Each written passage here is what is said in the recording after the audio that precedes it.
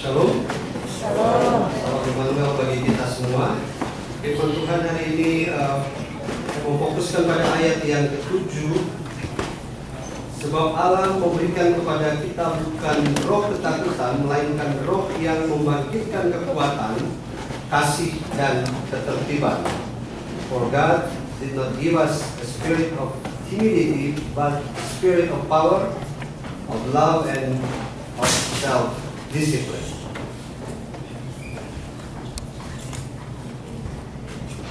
Saya mengucapkan selamat ulang tahun untuk Bu Pendeta Lisa. Untuk yang minggu ini berulang tahun. Ada lagi yang berulang tahun. Kayaknya banget ya, keren banget cara mengucapkannya ya. Harusnya agak sedikit mesra. Nanti baca di Facebook aja. Selamat ulang tahun untuk Bu Pendeta Lisa. Ada yang minggu ini yang terlewatkan untuk ulang tahun. Besok ada Ellen gitu ya.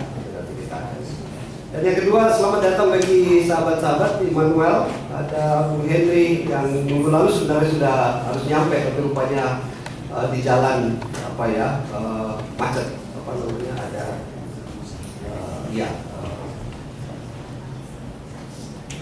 Dan juga kami senang hari ini, kemarin malam dihibur luar biasa dengan tim dari Makantar. Kita tepuk tangan dulu untuk beberapa orang dari tim Makantar yang boleh hadir di sini. Dan kita harap nanti bisa setelah firman ini mungkin bisa menyampaikan satu pujian. Kita senang sekali.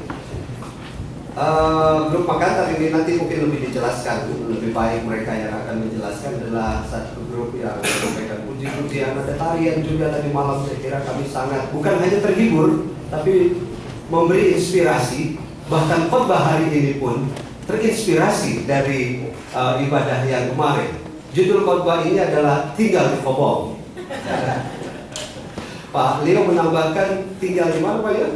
Kalau Ambon juga punya, Bali juga punya. Saya kira di berbagai daerah itu punya rupanya tradisi-tradisi itu. Apa Pak Leo di Ambon? Tinggal. Ya, Pak Leo memberikan ada satu kabar. Saya kira menarik sekali. Tinggal di Kobong. Firman Tuhan hari ini saya ingin memulai dengan satu ungkapan dari Blaise Pascal. Ini adalah seorang filsuf Prancis. Dia mengatakan segala masalah manusia disebabkan oleh ketidaktahuannya tentang bagaimana untuk duduk tenang. Atau saya menambahkannya kalau boleh. Kalau saya menambahkan tidak tahu kapan untuk duduk tenang. So Blaise Pascal has said about all human problems are caused by ignorance about how to sit quietly or calmly. Jadi segala masalah manusia disebabkan oleh ketidaktahuannya tentang bagaimana untuk duduk tenang. Saya kira ini ya seorang filsuf. Jadi saya pikir ini pendapatnya juga unik-unik begitu ya. Kalau saya dan saudara punya waktu untuk duduk tenang dan bicara mengenai segala hal, mengenai persoalan saya dan saudara, pasti selalu ada juga jalan keluar. Kalau saya dan saudara ada masalah, kita punya masalah, dan kita punya waktu untuk duduk tenang dan bicara mengenai segala hal yang menjadi masalah kita, saya kira kita akan selalu ada jalan keluar.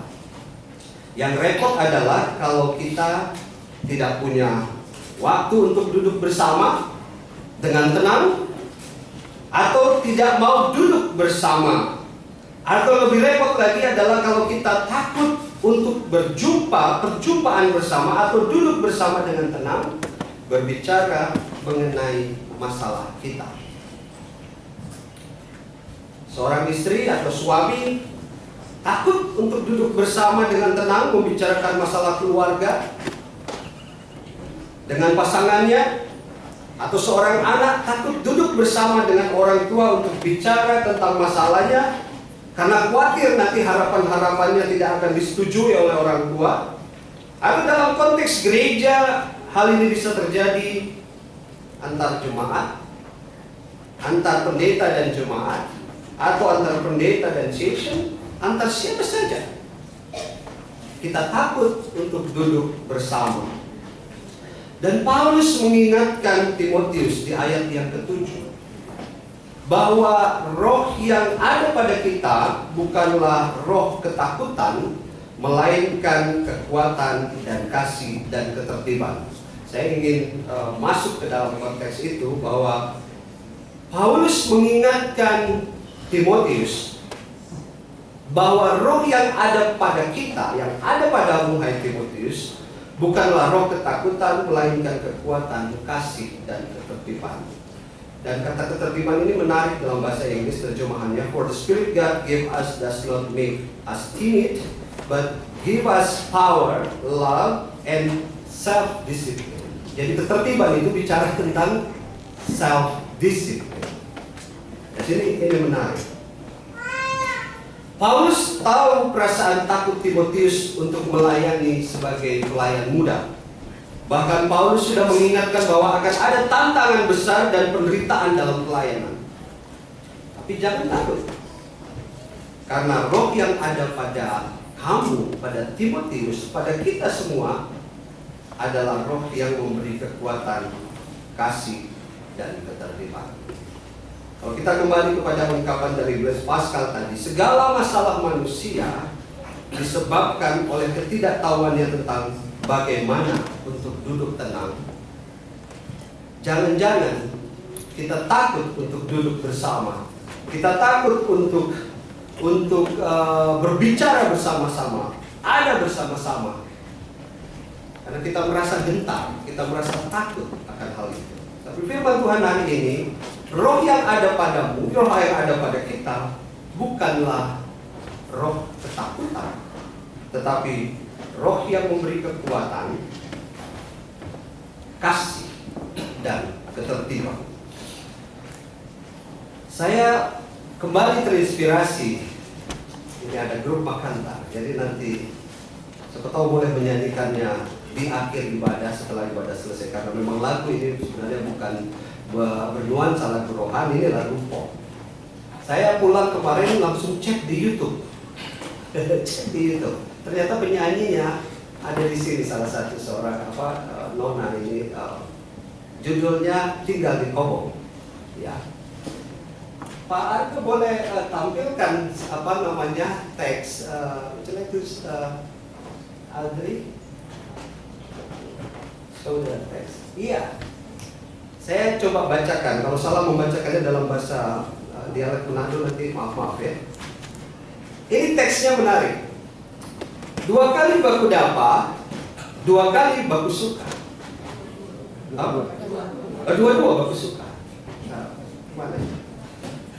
2 hari bertunangan, 2 hati minta kawin. Manado. Siapa Manado?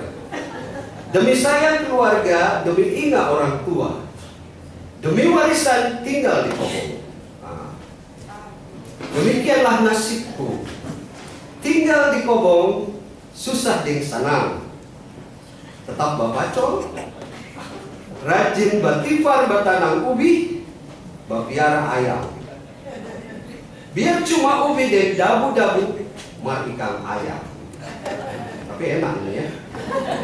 Tinggal di Kobong, siang dan malam, sehat dan kuat, makan pagar, makan pagar ya. Sayur bulu dan sayur paku. Wah, udah makan pagar, makan paku. Luar biasa. Biar lampu botol, musik riri, mar minum sague. Jadi kalau dialeknya agak terlalu, ini orang Sangir payah kita ini. Sangir apa? Itu lagu yang dinyanyikan waktu kemarin, ada lagu bagus sekali. Jadi saya bisa dicek nanti di YouTube ya. Lagu ini memang kalau saudara lihat dari teksnya kelihatan agak sedikit fatalis. Kenapa orang harus hidup di Kobong? Kalau Pak Leo bilang di rumah Kobong, jangan di Kobong. Kalau di Kobong nanti kena hujan, tapi ada rumah biasanya di sana. Tapi konteks Manado atau berbagai daerah di Indonesia memang tidak demikian. Ini bukan sesuatu yang fatalis. Tinggal di Kobong sebenarnya merupakan simbolisasi mengenai suasana damai, kelangsungan hidup, persekutuan, nilai-nilai kebersamaan. Kobong adalah simbol persekutuan keluarga dan kelangsungan hidup. Jadi kalau kita ada di kobong atau duduk di kobong, itu merupakan simbol duduk tenang untuk menggali nilai-nilai kehidupan yang tenang, damai, indah, sukacita, dan kebersamaan. Pak Leo tadi mengatakan itu biasanya di Ambon itu dikasih kayu apa Pak? Kayu. Dan saudara kalau di situ sudah sampai di situ lupa dulu. Karena angin sepoi-sepoi, nikmat sekali ya. Dan saudara, saya ingin mengajak kita untuk membayangkan hari ini suasana kobong sebagai bagian dari bagaimana gereja ini adalah sebuah kobong meski tanpa saguer. Kobong di mana kita bisa duduk tenang, menikmati kebersamaan, kekeluargaan, persekutuan, dan tentu kedamaian. Karena disitulah akan ada kekuatan, kasih, dan ketertiban. Kekuatan karena kita bersama-sama membangun kobong kita, kebun kita, gereja kita, keluarga kita. Kasih karena kita bersama-sama menikmati akan kasih Tuhan di kobong, di gereja kita, di rumah kita, di keluarga kita. Ketertiban, self-discipline, karena kita dapat menata, mengatur hidup kita dengan baik di masa depan. Sama seperti Kristus hari ini mengajak umat Tuhan di seluruh dunia untuk duduk di kobong, menikmati perjamuan kudus pada saat ini, untuk merasakan kebersamaan, kekeluargaan, perdamaian, dan kasih. Khotbah hari ini sangat singkat. Mari duduk di kobong, mari tinggal di kobong untuk menikmati kasih, perdamaian, sukacita di kobong kita, di gereja ini, di rumah keluarga, masyarakat di mana saudara berada. Seperti Yesus yang mengajak kita menikmati perjamuan kudus di kobong. Selamat menikmati perjamuan kudus Tuhan. Syukur kepada Tuhan. Kita akan dengarkan Mahantar akan menyampaikan satu pujian sebagai wujud dari perdamaian, kasih, dan sukacita. Amin.